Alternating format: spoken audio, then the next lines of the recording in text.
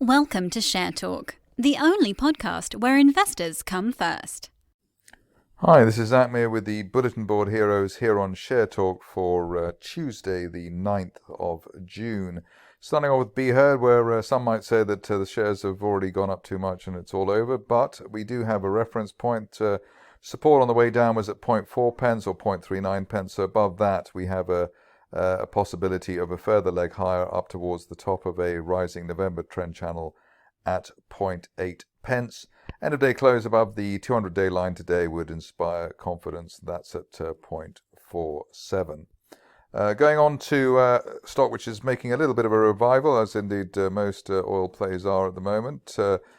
Block Energy, with the break of this post-March triangle, the line there, the resistance line broken there at 2.5 pence, and above that looking for a target as high as the top of the February trend channel that I've drawn at 7 pence, and that would be over the next 1 to 2 months.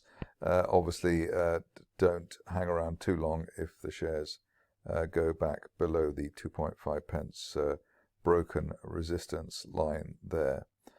Stock which is coming back as well in a positive way is Besant Resources. Here you can see that the shares got an interesting sort of not quite a cup and handle, but a sort of a cup and handle with two handles on the right hand side. That allows us to draw a rising trend channel in the way that I'm doing at the moment, probably heading up towards the 0.3 pence level, and that's valid while we hold above the I suppose late May support around the 0.12 level and also the floor of the channel. I suppose the ultimate stop loss there would be the 50-day line at 0.1 pence as a trading feature. If you're cautious on the shares, maybe wait for an end-of-day close above the 200-day line, 0.15 pence, or even up to 0.16 as the trigger point, given that there's still plenty of notional upside there for the shares. On to a new stock for the Bulletin Board Heroes, which is a bit like Cat and I without the E on the end, so Catena. Here we can see that there's already been a massive gap through the previous initial resistance here around 27, 28 pence, and we're going higher guided by the 20-day line at 37 pence, so that's the sort of trading stop loss at the moment. Given that there's not much chart history, I've taken a guess as to where the top of the trend channel is, and I'm looking for 65 pence as the as destination there, maybe as soon as the end of next month. Sub the 20-day line, probably sub 35 pence, enough of a stop loss on that particular stock, even though obviously at the moment the shares are very overbought at 90, but as this is a very illiquid situation, clearly that is means that rather less than it would normally in terms of being an indicator. A request on the Bulletin Board Heroes next comes in the form of Edenville. Here you can see a bit of jiggery pokery here for the stock, just at and above the 200-day moving average at 0.41 pence. While we hold above, I suppose, the 0.4 pence zone on an end-of-day close basis, that was resistance in April. Looking for a best-case scenario target here over the next few weeks as high as 0.08 pence, but obviously this is a micro cap and not for all tastes. New stock coming up as well here today is Global Ports Holdings. Here we've had an extended, I suppose, U-shaped reversal, breaking back above the 50-day line at the end of May and pushing higher now. Again, a bit of a guess as to where the top of the trend channel is at the moment, but I've gone for £1.50, which would be a reasonable, well, very decent upside from current levels, and that would be valid really while we hold above the 80 pence area, which was a sort of minor support on the way down, and also yesterday's resistance area. So let's see how that particular situation develops. Stock which was also a request comes here in Ints Group. Slightly disappointing that we haven't had any follow through above yesterday's high of 35 pence, but at least while we're above that broken resistance line there from February around the 27-28 pence level, we are looking for further gains, and best case scenario target here would be the top of that trend channel from the end of February up to 55 or even 60 pence. over the next 4 to 6 weeks. Itaconix is back in the frame for the bulls today, and that's said on the basis of the break of this little trend line there from May around the 1.35 pence level.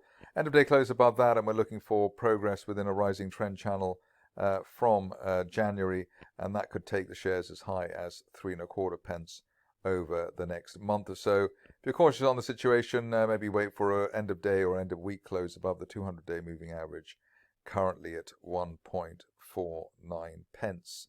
Had to include Rockhopper, despite my historical misgivings on the situation. Obviously, it's been the shares have been in a rather painful bear market for quite some time. But yesterday, we did see the shares gap through the 9 pence level. And at least while they're above 8.5 pence to 9 pence, the neckline resistance on the daily chart over the last couple of months, we could see further upside, initially up towards filling that gap from March around 12 pence, and then after that, the 200-day line at 14, and the top of the February channel at 21 pence. So depending on how much of a fan you are of the stock, that is where it may go in a bullish scenario. So Sander is back as well today for the bulls, looking quite chirpy. Shares have broken that resistance line from March at about 10.75 pence, and while we're above that particular level, the best case scenario target here up to the top of the March trend channel at 20 pence. Clearly, so far, all we've done really today is to fill that gap down, and so we need to sustain the 10 to 11 pence area to trigger further gains for the shares. I think the next stock is also a relatively new or a new situation for Bulletin Board Heroes TP Group. I don't think I've covered this before. Situation at the moment is that we're just approaching the W, the middle of the W of a W-shaped reversal formation. The level to beat, I suppose, is that 7.3 peak from April. We just narrowly failed to do that today. But if you get a end of day or end of week close above that, the target here would be the top of the 2020 price channel up to 11 pence. If you're already in the stock, perhaps the stop loss really back below the floor of the channel at 5.5 pence. The positive, I suppose, for you to remember, though, is that we had a sort of minor bear trap gap reversal to the upside, gapping through the 50-day line yesterday. So that does suggest there is reasonable momentum behind the current move. Last stock of the day today is Valura Energy.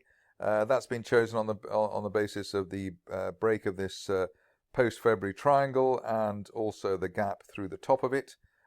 End of day close above last month's peak at 21 pence should be enough to instill or inspire further gains, at least towards filling the gap from the beginning of February up towards 30 pence, and the best case scenario target up to 40 pence at the top of the February trend channel.